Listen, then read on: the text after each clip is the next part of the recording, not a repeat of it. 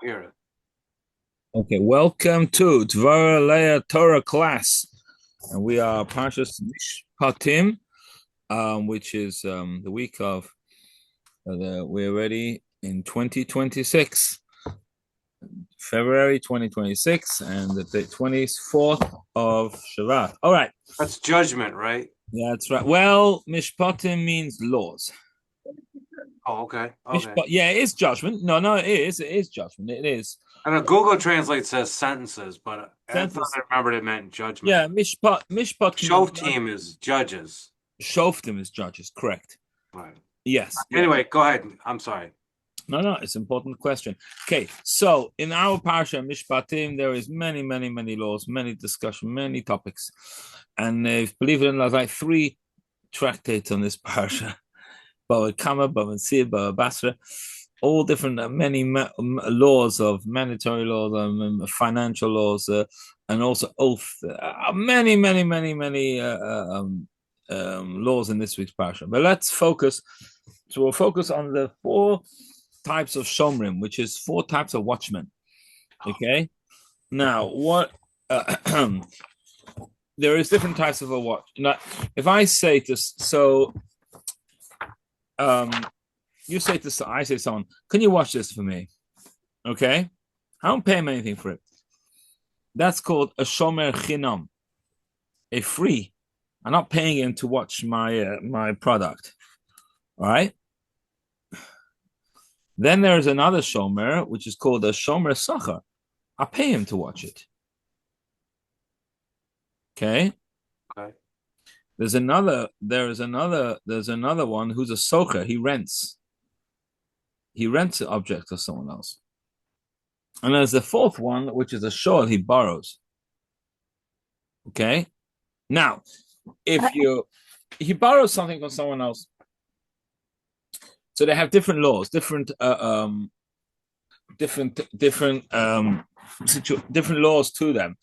For example, if you say a free guard, someone that watches it for free, okay, I don't pay him to watch it, and I come and say, hey, can I have back my product? And he says, it got stolen. It's stolen. Is he responsible? Does he have to buy it? Does he have to pay for it? Does he have to buy the owner another product? I'll pay for the loss. So as long as he wasn't negligent, he's not responsible. What I mean negligent, let's say I lend you, can I borrow the car, or can you lend me, I don't know, a laptop, and I leave it outside my house on top of the car or outside on the front yard, and someone comes and picks it up. I mean, he was negligent. You don't leave it outside like that. You know, such a thing, the shomechinam, the free guard, will be responsible. But if it was in his house and he came and stole it, someone came and stole it, you're not responsible because he did guard it, right? I wouldn't say he did the best type of guarding. Maybe he didn't put an alarm system on the house, but he guarded it, he protected it, it got stolen. He wasn't paid for it. He wasn't paid to do the job. He wasn't paid to guard it. He was a free guard. So then we say he's exempt from if he got stolen or onus. Let's say it was died or things like that. Wasn't his fault. You can't. That's the okay. That's the shemechinam. Obviously, he'll have to make an oath to say that it actually got stolen and not right. He'll make an oath for it, but he is exempt. Halachically, he exempt. Okay, that's the shomechinam. Then you got the shoel. Excuse me. The socher, the renter, and the renter, or the guard, the one who gets paid to guard. So it actually is a machlokas, a disagreement among the rabbis. What's his responsibility? Because Torah is not clear with that. Torah is not clear. So, I mean, Torah is not clear with the renter, with the shomer chinam, with the one who's paid to guard. So then, if it gets stolen, he is responsible. Okay, if you pay someone to watch it and it got stolen, paid you. Should have made a good guard, right? If it got lost, I have paid you. You should have watched it. You're responsible. Okay. Then you got so then the renter, is he, says machlokas, is he like the shomer chinam? He's exempt from stolen, from theft. That's one opinion. The other opinion is that he is responsible. He's like a shomer sacher. He's like someone who's paid to guard, and therefore he is responsible if it gets stolen. Okay, that's then the shoel, the borrower. He didn't pay anything. He borrowed, and he gets all the benefit. Look, he's using it, not paying for it. He's responsible for everything. Every case, even if it gets stolen, not his fault, he is responsible. The shoel is the most severe case, the most responsible case, because he's having full benefit, not paying anything for it. He didn't pay to protect. You borrow, I don't know, you borrow a ladder, I don't know, and it gets stolen. Even if someone broke in your house, and you did proper protection, you did a proper guard, you did everything you could, and someone stole it, the shoel is responsible. The borrower, because he has all the benefit, he's not paying for it, gets full. Therefore, he is responsible in all cases. That's why I dislike borrowing stuff. So, sorry? I said that's why I dislike borrowing stuff. That's right. Oh, I don't want to be responsible for someone else's stuff that I borrowed. Correct. That's a way of looking at it, because if you borrow something, you're responsible on all aspects. There's only one case you're not responsible. Okay, and that is if the owners were working with you when you borrowed it,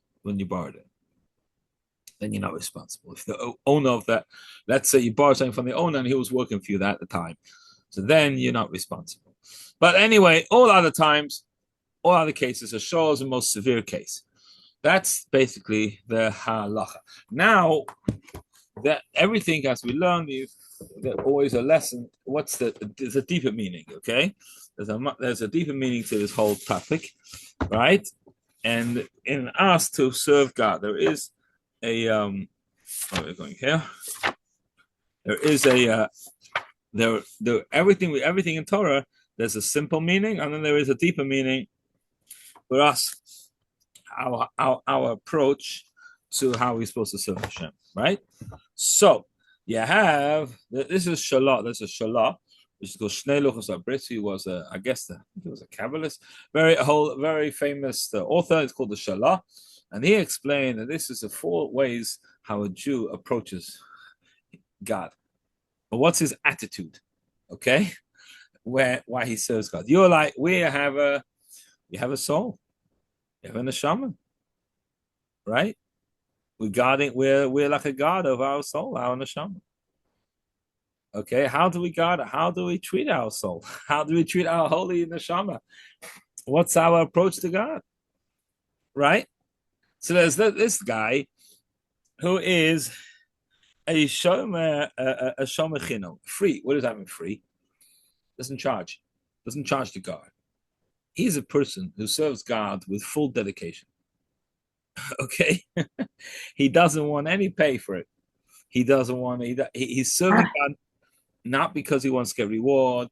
He loves God. He serves God for the purpose of serving God, for no other reason. He doesn't have any personal motives or any you say a side. Sometimes you do a favor to someone.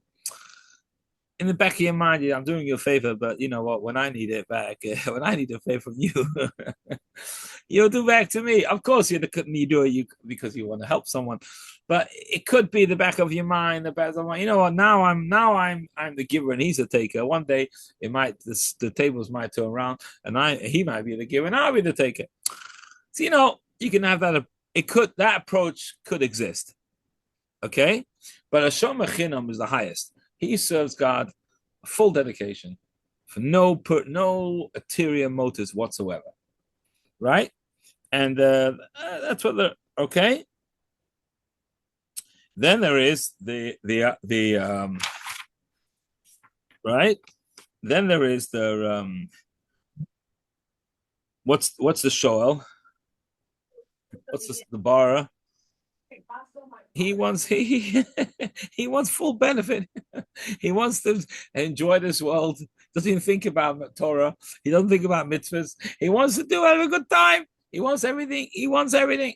Not necessarily for any he doesn't have to work. He doesn't feel that he's responsible to give God anything. He wants everything for why not? He wants to serve God. He wants to have a good time. He wants to have a livelihood. He wants to have a life, live the way he wants to live. And God should give him everything. Right? He's entitled. He's a child. He's a prince. He's a Jew. Every Jew is a prince, Avraham is of Yaakov. He's a descendant from Abraham, Isaac, Jacob. He's a prince of God. So he deserves everything. Makes sense, huh? Why not? And actually, the Talmud says if you have a worker and you don't, and you, the Mishnah in Talmud, that if you said you're going to give the worker food, so how much you're responsible to give? So Talmud's opinion there that even if you give everything, as even Solomon gave the meal of King Solomon, is still not good enough because he's a son. He's a child of Yaakov. He deserves everything. Okay, that's another approach. Then you have the approach of the better way is the Shomer Sachar. He serves God, but he's not up to the level of the Shomer Chinam. He doesn't do it only for no purpose. He wants a reward. He serves God, but he feels that he should get something for it. He's not up to the highest level that he's serving God for no purpose at all, for no reward. He feels, I should get something for it. I am serving God. I can guard. He wants to get paid. Yeah, he's doing what he should be doing, and he feels that he deserves some reward. Entitled. I think he's okay. He deserves a reward for the mitzvahs that we do. Kind of it's okay. Nothing wrong with that one, right? And what's the other side? The other side of the coin is the socher, the renter. Okay, what's the renter? He wants to enjoy. He wants to do what he wants to do. He wants to live in this world. He wants to, he wants to have a good life. He wants to have he wants to earn a living. He wants to have a house. He wants to be healthy. He wants everything. He wants God to give him all what he needs. He feels, God's giving me everything. I should have to pay back something. Come on, be right. What do you say? Human or be respectful. I don't know what the correct word will be for this, but kind of, you serve God, and he feels that I should get something back. Excuse me. He serves God and he feels that he has to pay God back something. He's in debt. Pay it forward, maybe. Sorry? Pay it forward, like when you go to the McDonald's and you pay for the guy behind you. Okay. So the point is that you feel you want everything, but you feel I'm in debt to God. I'm in debt to God. So how do I pay God back? I'll do his commandments. I'll do what God wants from me out of I feel the responsibility. I can't just, I want everything from God. I have to reciprocate. Come on. As someone does all these kind things to you, you feel, come on. Someone, a person who has a little bit of seichel, a proper, be a decent person. If someone gives you so much good, you feel that you're in debt to the other person. You will give him something back. Taking everything and not giving anything back is not the way it should be. It's not a respectful behavior, put it that way. So we're starting over here. You have the socher, the one who serves God, because he feels he has to. He has to give back something, right? So just a little recap over here. You have the shomer chinam, which is a free guard, which means he doesn't want anything. He only serves God because he wants to serve God. He doesn't want any. He doesn't do serve God for any reason, for any purpose whatsoever, for any reward whatsoever. He loves God because he loves God, and that's it. Okay. Then you have the one who's the one who's a God but gets paid for it. It means he does what he's supposed to, but he feels like he wants to get some reward for it. Okay. You got the Shoel that Baro doesn't want. He wants everything for free. He doesn't feel he should get everything, right? And then you got the renter. What's the renter? The renter feels that he's having joy. He wants to have everything he needs, and he feels in debt to God. So therefore, he's going to do what God commands from him, because he feels he's in debt, right? So, okay, now, so let's just get it a little bit over here. Okay. Solomon, this kind of reminds me of like the 7 levels of charity. Like there's, like if you just donate some money, you're like a 3. But if you don't want them to know who you are, or you don't want to know who they are, and you're going up to higher levels. So here, there's 4 levels of these people, these watchmen. Yeah, you got a very good point there. There's the one way you do it and you give it to the person, and he knows you're giving it to him. There's another way, you know who you're giving it to, they don't know who's getting it. They don't know who gave it. Otherwise, they don't know they know who's getting it, but you don't know who you're giving it to. Right? But then the highest level, you don't know who's getting it, and you don't know who you're giving it. You don't know who's getting it, the one who gets it doesn't know who gave it. So that's the highest. Yeah, it means you're doing it for the correct. That's correct. So you're doing it just for the highest level, is doing it for the mitzvah itself. You don't want any reward. You're not looking for any personal gain out of this whole thing. So now, then you have the so let's just kind of analyze this Shoel. So the Rebbe has a beautiful explanation of this, and wants to say that we're not the Shoel. The Bara is not so bad. We started before like, whoa, he just wants to have a good time, doesn't think about God, doesn't. Now the Shoel is he does mitzvahs. He's a person who does what he's supposed to do, but he doesn't feel any connection with the mitzvahs that he does, with the fact that God's giving him what he needs. So God's giving him everything he needs. He's doing God's commandments, but he doesn't feel the connection. Doesn't feel that his mitzvahs, his commandments, his behavior is kind of his behavior is suitable, is fitting to the reward that he's getting. So the Rebbe explained over here. He should still, even that person should still do mitzvahs. He should definitely serve God, because we have a rule that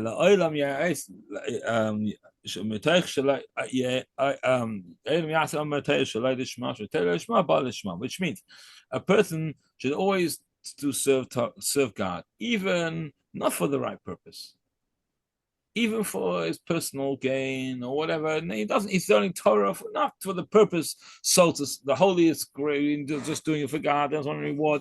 He wants reward, or even though he doesn't even realize the connection, he should still learn Torah, because the end he will come to the right purpose.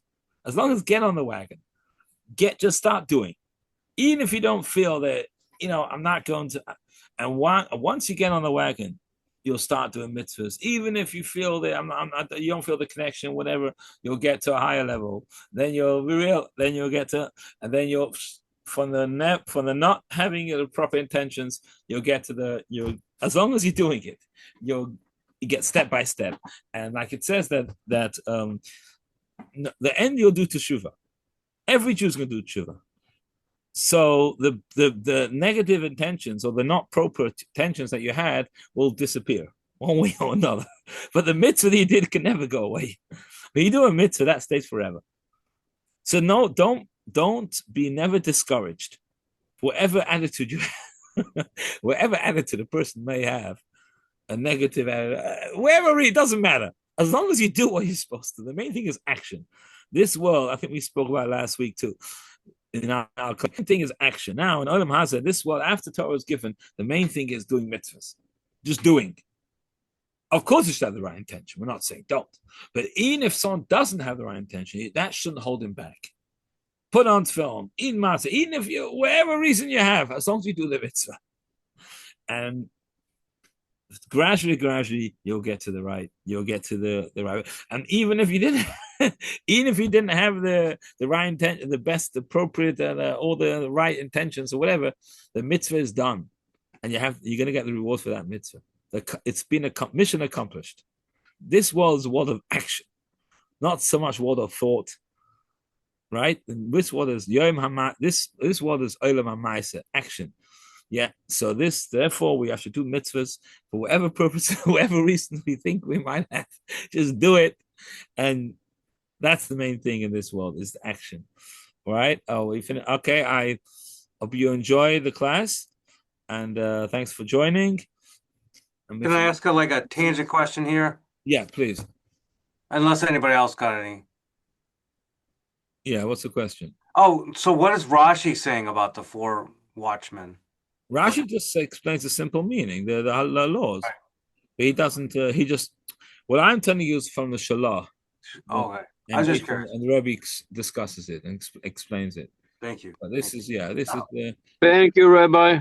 Thank you for joining, and with Hashem, come next week, God willing.